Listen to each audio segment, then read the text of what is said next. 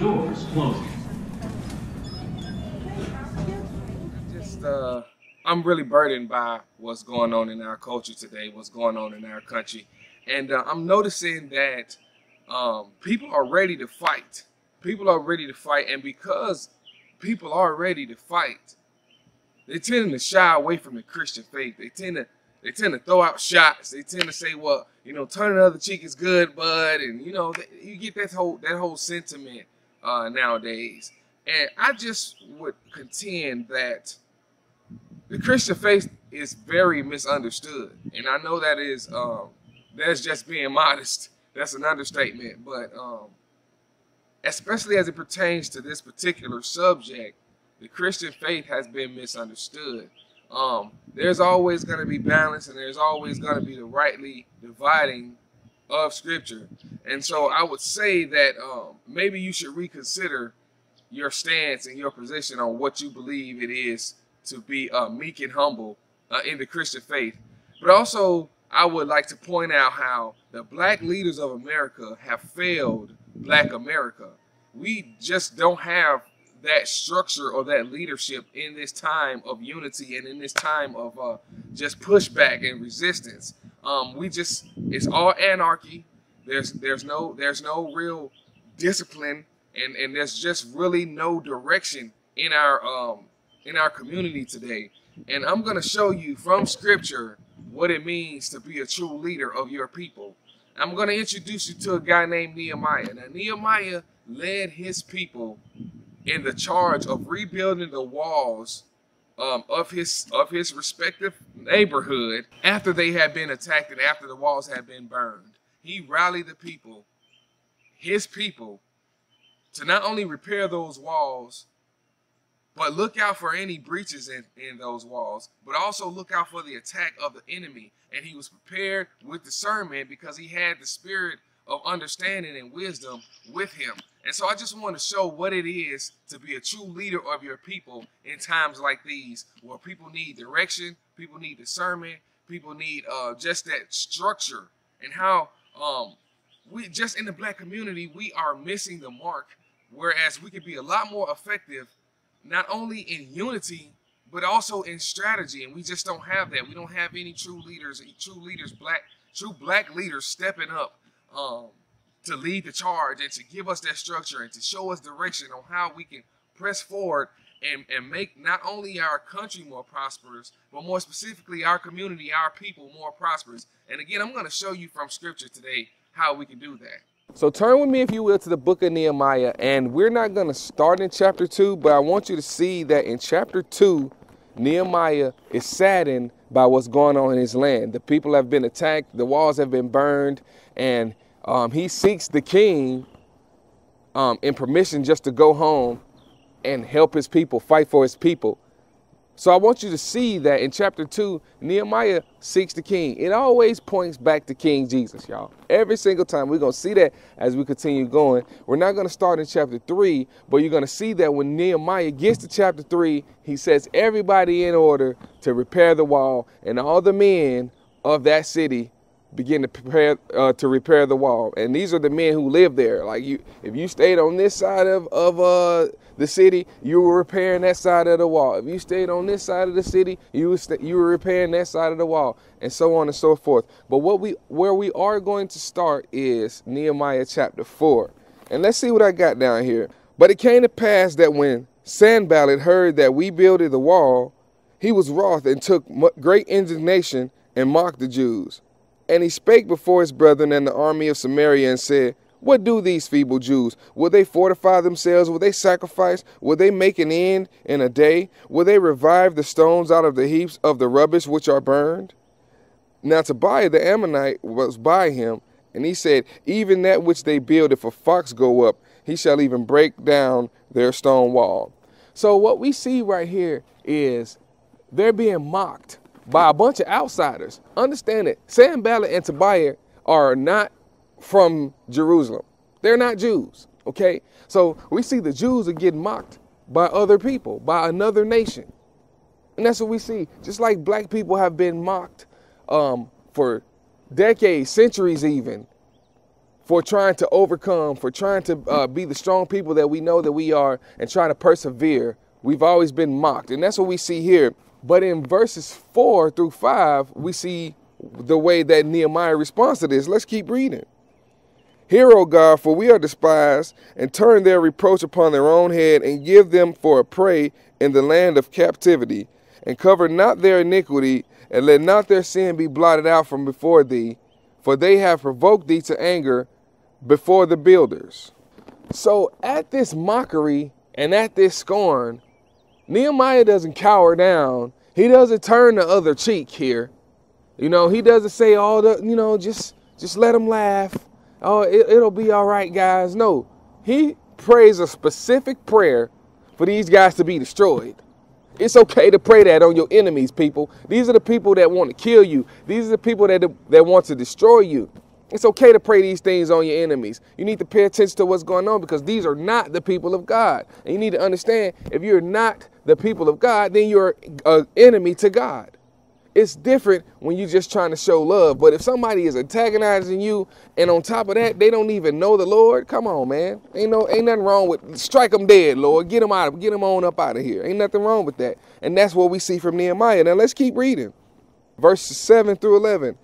But it came to pass that when Sanballat and Tobiah and the Arabians, see, these are not Jews. These people are not from Nehemiah's native land. And I'm not trying to say because a person is not from your native land that it's okay to pray destruction on them. But they got a double whammy. You ain't even from here and you antagonizing us, bruh. So I got permission from this book to pray your destruction. And guess what? I will.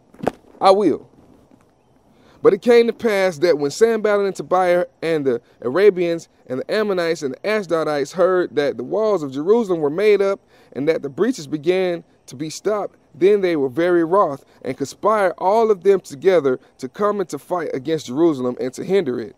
Nevertheless, we made our prayer unto God and set a watch against them day and night because of them. And Judah said, the strength of the bearers of burdens is decayed, and there is much rubbish, so that we are not able to build the wall. And our adversaries said, they shall not know neither see, till we come in the midst among them and slay them and cause the work to cease. Now, see, this is what's going on. Black America, I want you to pay attention to what's going on, because these Jews are trying to repair their city. They're trying to rebuild the walls. They're trying to fortify who they are as a people.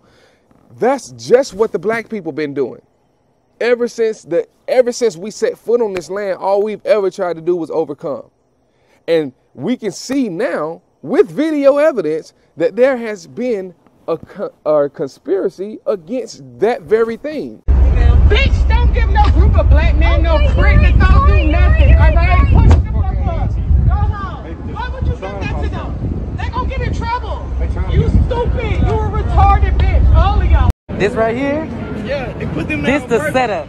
They put them there on purpose, y'all know bro. where we at. They gonna set them hoes right up on the route. Y'all know what building this is right here. I ain't even gonna say what name it is. Hey, where do them bricks go to? Where do them bricks go to? Where do them bricks go to? We gotta do better. Ain't no damn construction. Gotta do better. Ain't no damn construction around here. I see. Ain't no damn construction around here. You just gonna set a pallet of bricks right there. Oh, okay. Listen, I did jury duty 3 months ago. Y'all don't keep no bricks right there. Do better. It's against America, but we as black people always take the brunt of it. This is what I'm trying to get you to understand. And so you got this very real conspiracy in America to stop the black culture from realizing who they are and walking in that same prosperity. We have the Freemasons and the KKK. And this is the challenge that I have to these quote unquote black leaders. How is it that you're not conveying this information to black America? How is it that you're not telling us that the KKK is just a bunch of hitmen for the Freemasons, and every time we see this racism, it's just an overall conspiracy and a plot against America, and we just, being black people, take the brunt of it and take the short end of the stick as usual? It's us out there breaking car windows. It's us out there getting shot. It's us out there destroying other black businesses and black livelihoods subsequently. That's us. We're taking the brunt of it, while other cultures, other nations are prospering. Other nations are unified. Other nations are fortified, and they have it what it is that their people need. They know what their people need, and they're able to administer those things. But black people, when we get together trying to unify, i.e. the Black Panther Party or anything of the sort, Anytime we get a real leader, anybody who's going to gather us together and show us the way, I don't want to say the way spiritually, but lead black people, they get torn down, they get killed. There's an overall conspiracy in this country against America, but I'm specifically talking about against the black man. How come our leaders, quote unquote leaders, and I won't even begin to call names, because you know what? That will just open the door for people to not take accountability. But I will say this, anybody who's not telling us that the KKK are just a bunch of hitmen for the Freemasons, and that we need to fight this whole Black Lives Matter scenario, and we need to do this, all these demonstrations and exact revenge on each other. And I'm not trying to say Black lives don't matter, but I think that we really strategically, and we're going to see as we continue on with Nehemiah, that we really need to sober up and understand and figure out what it is that we're saying we support, and where did it come from? What is it? What's going on? But the thing is, we lack the black leaders to help us with this. Not everybody has this kind of understanding or discernment. So let's keep reading and looking at how Nehemiah handled this thing. Now, Nehemiah, again, I don't want to bury the lead here. Nehemiah led his people in their time of distress to fortify and to come together and to strengthen one another. That's how you become a leader of your people. And this would apply not to just black people, but whites, Asians, you know, all types, all colors. If you want to lead your people, and even beyond ethnicity, if you're a leader in a time of distress, you're supposed to step up and you're supposed to use discernment. But remember, it started with King Jesus.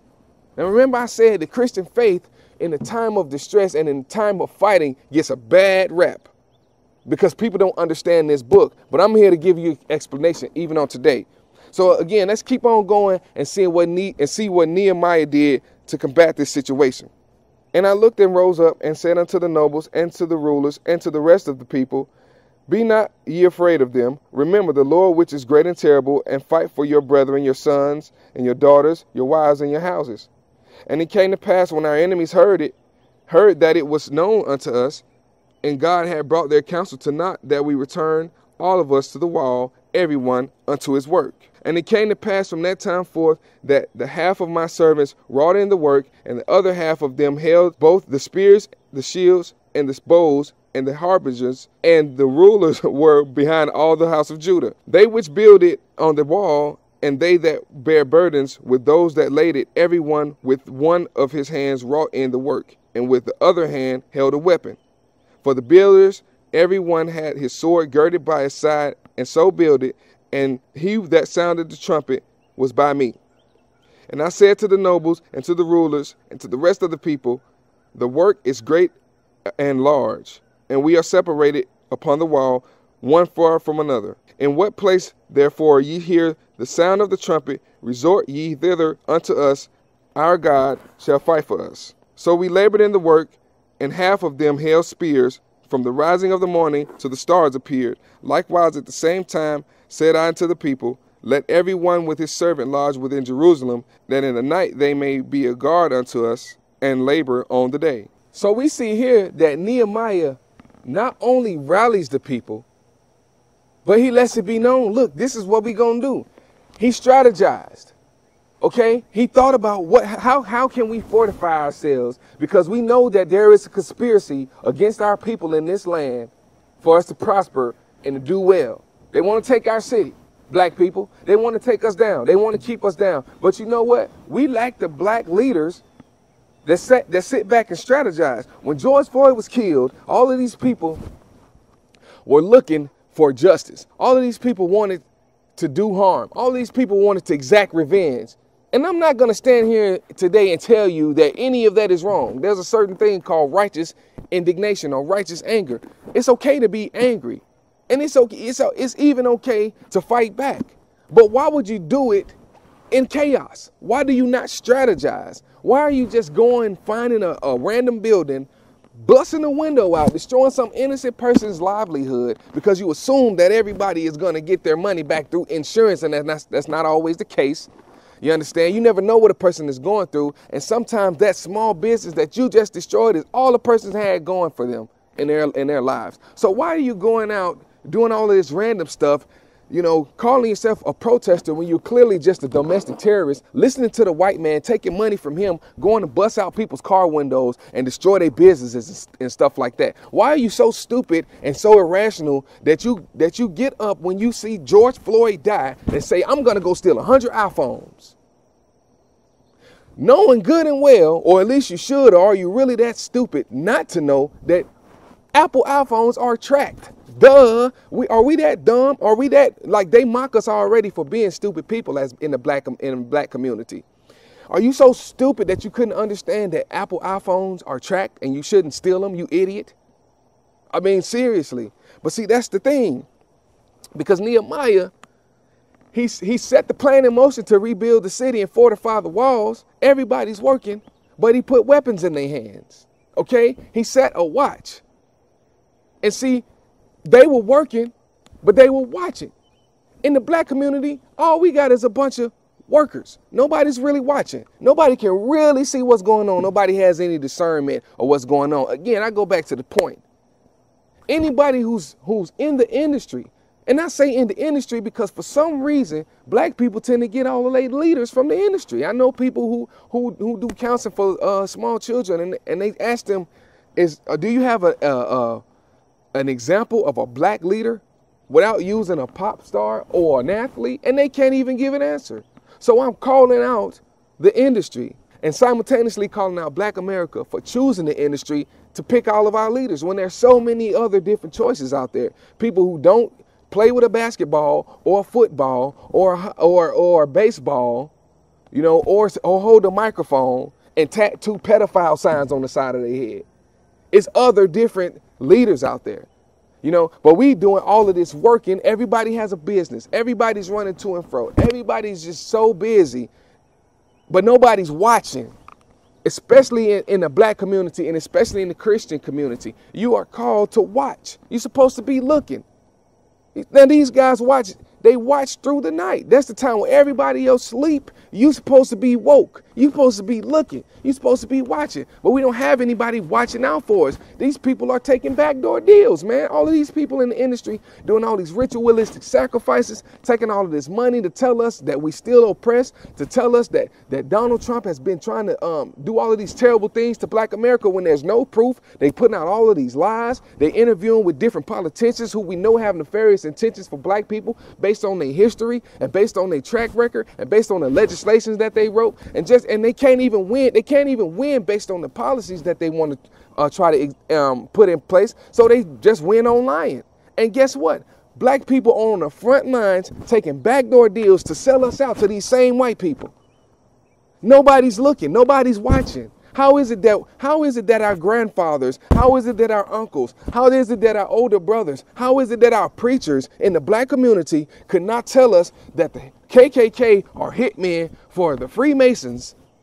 And every time we see all of this racism, now don't get me wrong, there's a certain thing called racism in the world. It's not going anywhere. Just like drunks are not going anywhere, fornicators are not going anywhere, people who steal are not going anywhere, people who lie are not going anywhere, people who blaspheme are going to stay here, okay, until Jesus comes back. So racism is a form of hatred. It's going nowhere. But to publicize it and put it in propaganda, that's what the media is doing. So every time we see this, every time we see these black people killed, it's the KKK. Starting all the way back to the 1800s and even before. You know what I'm saying? You really think about it, the Democrats have already staked claims to the KKK. They said it. They said, yeah, this is for us to establish more control. We want our power back. So they used the KKK. So how is it that we are, this goes back to over 200 years ago. So how is it in the last 200 years plus, none of our black leaders have been able to tell us, hey, look, they the henchmen for the Freemasons, the KKK is. All of this racism is just propaganda.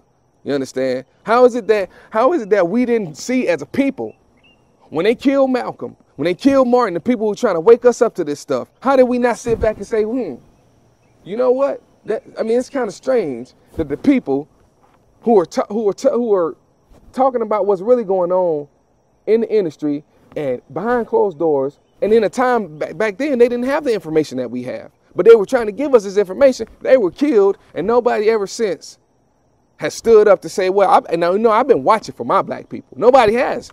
Nobody has said, I've been watching for my black people, and this is what's going on. Nobody's done that in the black community. That's what we lack. Everybody's doing all of this working, but ain't nobody watching. Ain't nobody watching. And then the people who try to tell you, hey, look, nigga, you won't look.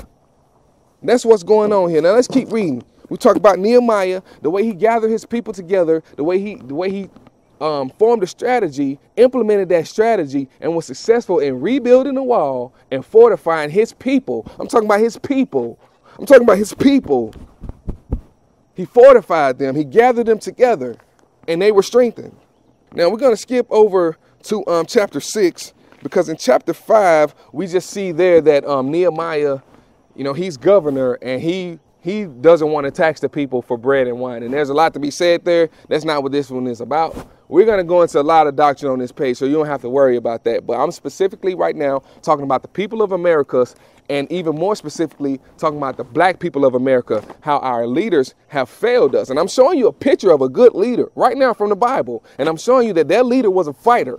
So to say that Christians do not stand and fight, I mean, have you ever read about Nat Turner? Do you know who he is? Do you know what he believed? Most of our ancestors back in the day, they were Christians.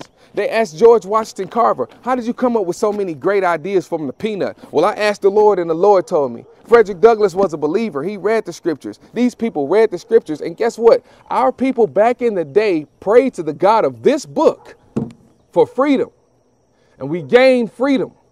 And we still have the opposition of the enemy. But this right here says that you can enter into the kingdom of heaven. So that means all of these laws that's in this earth, you're not bound to those. And that is the Joshua moment that we have yet to have in black America. That's exactly what that is. Now, again, let's finish reading. We're going to start in chapter 6, verse 1. Now, it came to pass when Sanballat and Tobiah and Geshem the Arabian. Now, remember, these are people that are not from Nehemiah's native land. These are outsiders, okay? But notice that Nehemiah gets his people together. Now, it came to pass when Sanballat and Tobiah and Geshem and the Arabian and the rest of our enemies heard that I had rebuilded the wall and that there was no breach left therein, though at the time I had not set up the doors upon the gates, that Sanballat and Geshem sent unto me, saying, come, let us meet together in some of the villages in the plain of Ono. But they thought to do me mischief. And I sent messengers unto them, saying, I am doing a great work, so that I cannot come down. Why should the work cease whilst I leave and come down unto you? Yet they sent unto me 4 times after this sort, and I answered them after the same manner.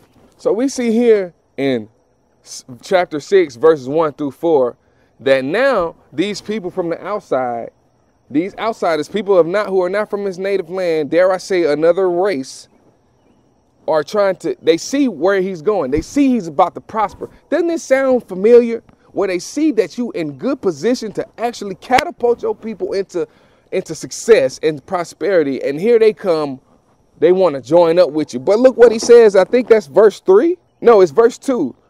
But they sought to do me mischief. Nehemiah was a good leader. He had the truth with him. He had the God of God giving him discernment. So he knows that these people mean to do him mischief. So how is it that Louis Farrakhan missed the mark? Okay, how is he joining the league with the Freemasons? And, you know, this whole time he's been talking about the white devil when really he's linked up with the white devil. How is it that our black leaders, quote unquote, are missing this? How is it that you're not seeing these people from another race? And I just want to get my disclaimer out there. I'm not talking bad about white people. I'm talking bad about the people who mean to do us harm. I'm specifically talking about Freemason and KKK and all that garbage. That's what I'm talking about. And this is addressed to black people, but I'm doing this for America. I'm doing this for America. See, it's going to take the black leaders in this country to get the real black patriots rally together so we can fortify ourselves. That's what this is all about, okay? And so our black leaders don't know who the enemy is. They linking up with these people. Like I said, we got our young people aspiring to be pop stars, rap stars. I mean, movie stars. Is that what we really want for our people as black Americans? I don't think so, because if you really think about it, what's going on in that industry? What do these people have to do to achieve and hold those positions? Do you really want your children associated with that kind of stuff? Because I don't. I don't. Even as young as I am, I refuse to let my children be influenced by that garbage that they see on TV and those people in the pop industry, those people in the Hollywood industry, in the movie, and all that garbage. Pedophiles and satanic rituals, all of that garbage. But we have our people, the same people who claim to be leaders, okay? Leaders are telling you to go out there and loot and break people's windows and tear down people's businesses and stuff. Leaders, all in the name of what? The Black Lives Matter movement, which George Soros pays for and which George Soros started and George Soros owns, funds, fully funds. How did all the bricks get strategically placed? Okay? How is it that we got video evidence of people riding around passing out bricks to black people? How did we come to this? How is it that black America does not see who the true enemy is? Cannot tell. How are they joining a league just like they pretty much teaming up with Sanballat and Tobiah? That's what we see right here in the scriptures. But see, Nehemiah was a true man of God. Nehemiah had real discernment and he was a real leader of his people. Nehemiah was a real leader of his people. So let's continue on. We almost done. We almost about to curb this thing. But you see, right after Nehemiah tells them no, that's when the threat started in verses 7 through 9. We're talking about how they try to make everybody afraid. Because that's what they do. That's what these liberals, these Democrats, these Freemasons, KKK, that's what they do. They use fear. They always have. When they seen us about to rise up, start our own party, and we got our own people voting for our own party. Because really, if you really think about it, they say we never had our own in this country. Well, we did have our own. We just allowed it to get infiltrated. The Republican Party was started by 150 black people and 20 white people. So that right there, that sounds like ours to me. That's ours. But it was infiltrated. We allowed it to be infiltrated through fear. They use fear tactics by lynching our people and lynching other white conservatives that were standing with us. And they use fear and say, unless you vote for the Democrats, we're gonna keep killing y'all. And it's just like what happened in Nehemiah, man. Doors closing.